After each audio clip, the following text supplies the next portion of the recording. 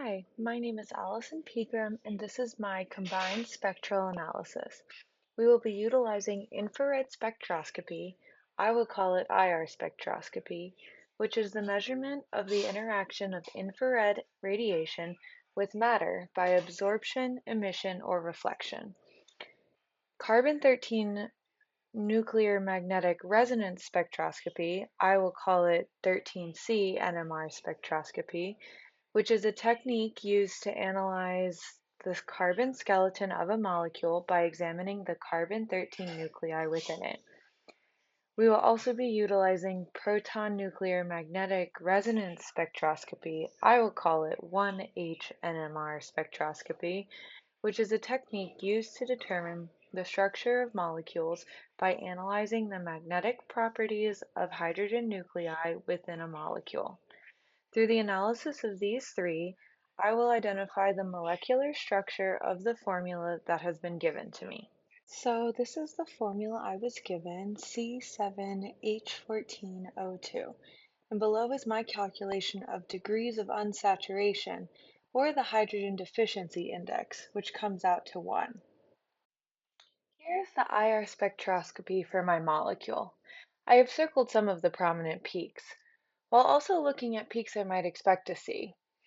When an oxygen is present in the formula, I'm going to look for a broad peak at 3300. That would indicate the presence of an alcohol, but there is not one in this analysis. Here are the frequency and functional groups associated with those peaks noted in the last slide. 2900 indicates the stretching of an sp3 carbon and hydrogen. 1700 indicates a double bond between carbon and oxygen, and a peak at 1200 indicates the stretching of a carbon and oxygen single bond. Now moving on to 13C NMR spectroscopy.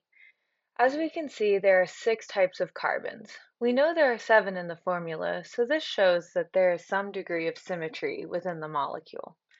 Carbon shift occurs for 2 reasons: geometry and electronegativity.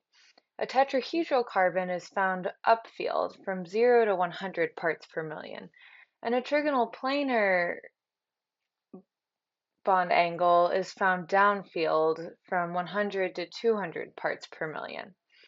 Electronegativity impacts the chemical shift as the closer proximity a carbon is to an electronegative atom, such as an oxygen, it causes more of a downfield shift for that molecule.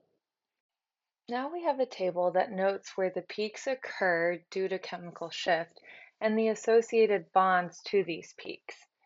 Notice how the double bond, which creates a trigonal planar geometry that is also attached to oxygen, an electronegative atom, has a chemical shift that's much farther downfield than the rest of the bonds.